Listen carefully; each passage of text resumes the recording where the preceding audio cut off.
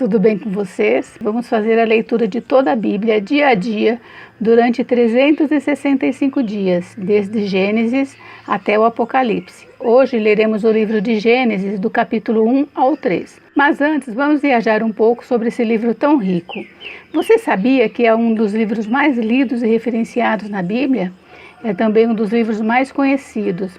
Até os não cristãos geralmente estão familiarizados com pelo menos algumas das histórias de Gênesis. O livro de Gênesis abrange quase 2.300 anos de história bíblica, de longe a maior parte de qualquer livro da Bíblia. Para colocar isso em perspectiva, todos os outros livros da Bíblia, do Êxodo ao Apocalipse, cobrem pouco mais de 1.800 anos. Apesar de não ter uma autoria explícita, a tradição cristã normalmente diz que o livro de Gênesis foi escrito por Moisés, devido à familiaridade do autor com a geografia ou cultura egípcia, como Moisés estaria. Mas os estudiosos religiosos não chegam a um consenso. A maioria dos eruditos sustentam que o livro foi escrito por figuras que aparecem na Bíblia. Gênesis responde à questão sobre quem somos e de onde viemos. O principal tema de Gênesis é a ação de Deus na formação de uma nação e a sua providência protetora sobre um povo especial para si. Primeiro, Deus se revela como Senhor e Criador. Depois da queda, Deus continua fazendo alianças com cada geração subsequente. O livro de Gênesis pode ser dividido em duas grandes seções. Do capítulo 1 ao 11, vai da criação ao recomeço da civilização através de Noé. E do capítulo 12 ao 50, entramos em contato com o início da história de Israel. Em seus dois capítulos iniciais, o autor mostra como vieram a existir os céus, a terra e a humanidade. O capítulo 2 é dedicado à criação do homem e da mulher e à instituição do casamento. Temos aqui uma história real e não uma parábola como alegam os incrédulos. Nos capítulos 3, 4 e 5, vemos como o pecado foi introduzido no mundo e as suas terríveis consequências. Vamos à leitura? Gênesis 1. A criação dos céus e da terra e de tudo que neles há. No princípio, criou Deus os céus e a terra. A terra, porém, estava sem forma e vazia.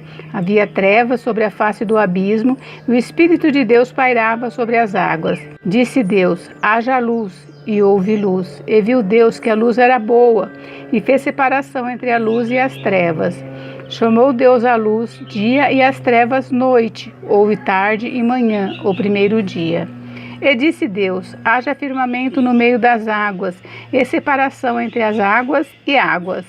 Fez, pois, Deus o firmamento e separação entre as águas debaixo do firmamento e as águas sobre o firmamento, e assim se fez. E chamou Deus ao firmamento céus, houve tarde e manhã, o segundo dia.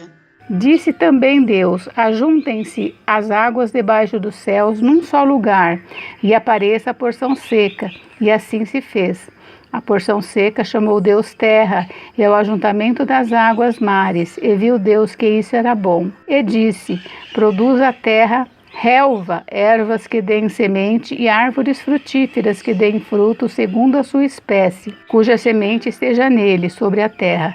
E assim se fez. A terra, pois, produziu relva, ervas que davam semente segundo a sua espécie, e árvores que davam fruto, cuja semente estava nele, conforme a sua espécie. E viu Deus que isso era bom. E houve tarde e manhã, o terceiro dia. Disse também Deus: haja luzeiros no firmamento dos céus, para fazerem separação entre dia e a noite, e sejam eles para sinais, para estações, para dias e anos. E sejam para luzeiros no firmamento dos céus, para alumiar a terra, e assim se fez. Fez Deus os dois grandes luzeiros, o maior para governar o dia e o menor para governar a noite, e fez também as estrelas, e os colocou no firmamento dos céus para alumiarem a terra, para governarem o dia e a noite e fazerem separação entre a luz e as trevas. E viu Deus que isso era bom. Houve tarde e manhã, o quarto dia. Disse também Deus: povoem-se as águas de enxames de seres viventes, e voem aves sobre a terra, sobre o firmamento dos céus. Criou, pois, Deus os grandes animais marinhos e todos os seres viventes que rastejam, os quais povoavam as águas, segundo as suas espécies, e todas as aves, segundo as suas espécies. E viu Deus que isso era bom. E Deus os abençoou, dizendo: Sede fecundos, multiplicai-vos e enchei as águas dos mares, e na terra se multipliquem as aves. Houve tarde e manhã, o quinto dia. Disse também Deus: Produza a terra seres viventes, conforme a sua espécie, animais domésticos, répteis e animais selváticos, segundo a sua espécie. E assim se fez. E fez Deus os animais selváticos, segundo a sua espécie, e os animais domésticos, conforme a sua espécie, e todos os répteis da terra, conforme a sua espécie. E viu Deus que isso era bom. Também disse Deus: Façamos o homem à nossa imagem, conforme a nossa semelhança. Tenha ele domínio sobre os peixes do mar, sobre as aves do céu, sobre os animais domésticos, sobre toda a terra e sobre todos os répteis que rastejam pela terra. Criou Deus, pois, o homem à sua imagem, a imagem de Deus o criou. Homem e mulher os criou, e Deus os abençoou e lhes disse: Sede fecundos, multiplicai-vos, enchei a terra e sujeitai-a. Dominai sobre os peixes do mar, sobre as aves do céu e sobre todo animal que rasteja pela terra. E disse Deus ainda: Eis que vos tenho dado todas as ervas que dão semente e se acham na superfície de toda a terra, e todas as árvores em que há fruto, que dê semente, isso vos será para mantimento. E todos os animais da terra, e a todas as aves do céu, e a todos os répteis da terra, em que há fôlego de vida, toda a erva verde lhe será para mantimento. E assim se fez. Viu Deus tudo quanto fizera, e eis que era muito bom. Houve tarde e manhã, o sexto dia. Capítulo 2. Assim, pois, foram acabados os céus e a terra e todo o seu exército. E havendo Deus terminado no dia sétimo a sua obra que fizera, descansou nesse dia de toda a sua obra que tinha feito. E abençoou Deus o dia sétimo e o santificou, porque nele descansou de toda a obra que como Criador fizera.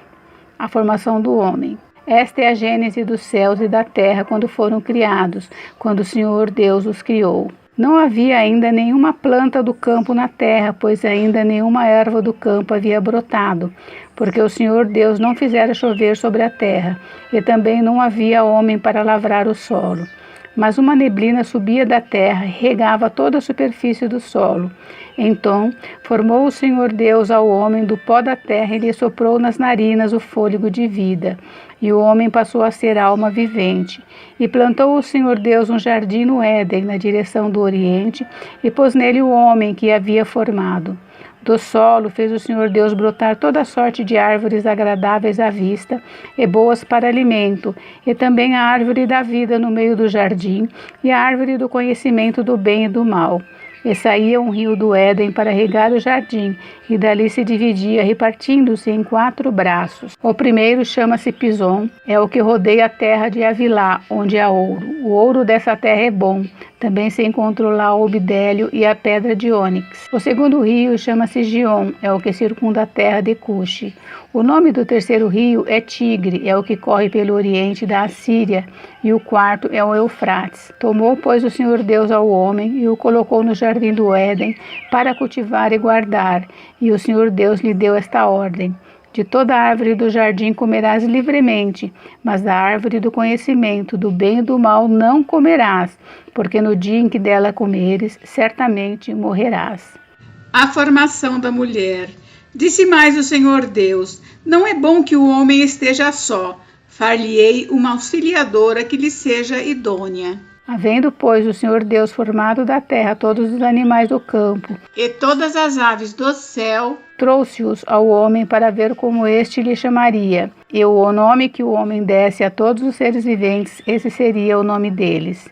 Deu nome o homem a todos os animais domésticos, às aves do céu e a todos os animais selváticos. Para o homem, todavia, não se achava uma auxiliadora que lhe fosse idônea. Então o Senhor Deus fez cair pesado sono sobre o homem, e este adormeceu. Tomou uma das suas costelas e fechou o lugar com carne. E a costela que o Senhor Deus tomara ao homem, transformou-a numa mulher e lá trouxe.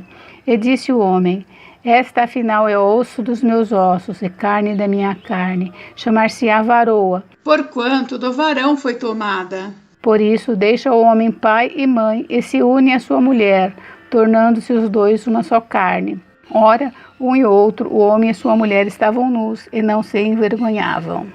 Capítulo 3. A queda do homem. Mas a serpente, mais sagaz que todos os animais selváticos que o Senhor Deus tinha feito, disse à mulher: É assim que Deus disse: Não comereis de toda a árvore do jardim? Respondeu-lhe a mulher: Do fruto das árvores do jardim podemos comer, mas do fruto da árvore que está no meio do jardim, disse Deus: Dele não comereis, nem tocareis nele, para que não morrais. Então a serpente disse à mulher: É certo que não morrereis, porque Deus sabe que no dia em que dele comerdes, se vos abrirão os olhos, e como Deus, sereis conhecedores do bem e do mal. Vendo a mulher que a árvore era boa para se comer, agradável aos olhos e árvore desejável para dar entendimento, tomou-lhe do fruto, e comeu e deu também ao marido, e ele comeu.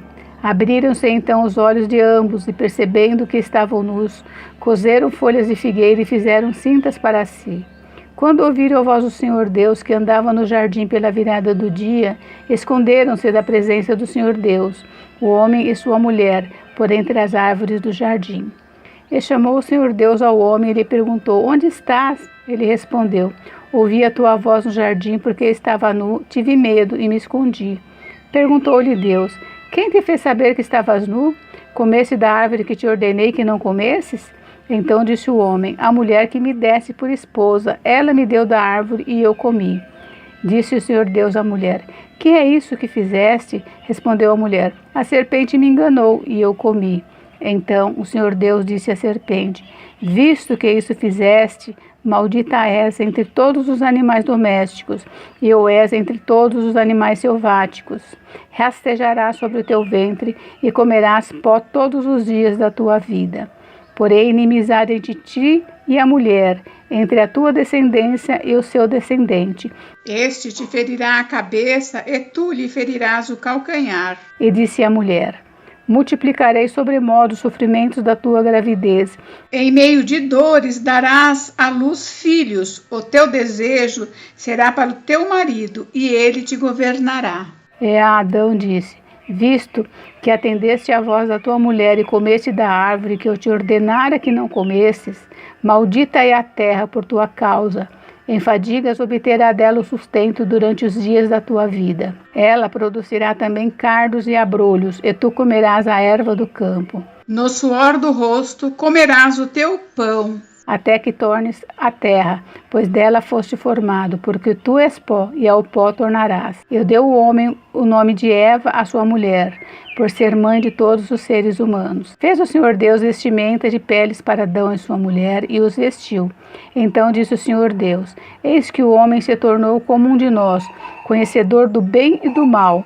Assim que não estenda a mão, e tome também da árvore da vida, e coma, e vive eternamente. O Senhor Deus, por isso, o lançou fora do jardim do Éden, a fim de lavrar a terra de que fora formado. E, expulso o homem, colocou querubins no oriente do jardim do Éden, e o refulgir de uma espada que se revolvia para guardar o caminho da árvore da vida.